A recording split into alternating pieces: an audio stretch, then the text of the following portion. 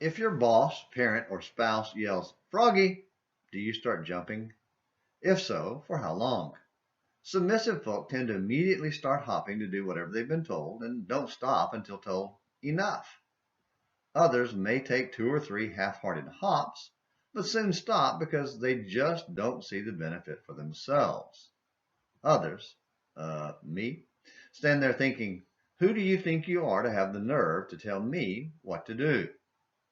In his speech, Let Me Never Be Ashamed, made at the 2016 Florida College Lectures, the late Ed Harrell referred to a 1950s book, The Lonely Crowd, that described people as either tradition-directed, inner-directed, or other-directed. And in reality, we're all a little bit of each, even though one will be more dominant than the others. Dr. Harrell was pointing out how America had changed from being dominated by inner-directed folk, the "who do you think you are to tell me what to do" type, to the other-directed type who start hopping anytime society says, "Froggy." Don't misunderstand. Dr. Harrell wasn't calling for a go your own way, follow your heart way of life.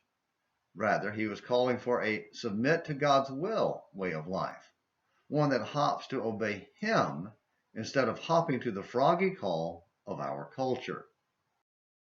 At the very end of the prophet Elisha's life, Israel's king came to him to weep with him, knowing the end was near.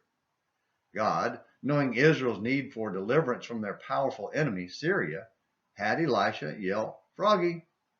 Well, actually, Elisha told the king to strike the ground with arrows, so he did as he was told. But he stopped after just 3 times. Elisha was furious because it symbolized the king's refusal to comply with God. If he had started hopping and kept striking the ground until Elisha said enough, God would have given him complete victory over Syria. Instead, he limited himself to winning 3 battles. 2 Kings 13 verses 14 through 19. Being a child of God begins with hopping toward the waters of baptism and never stops hopping to obey.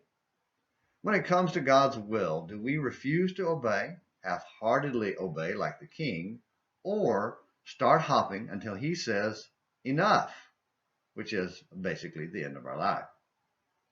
Are you a hopper or a stopper? Thank you for watching Morning Minutes in the Bible on An American Missionary.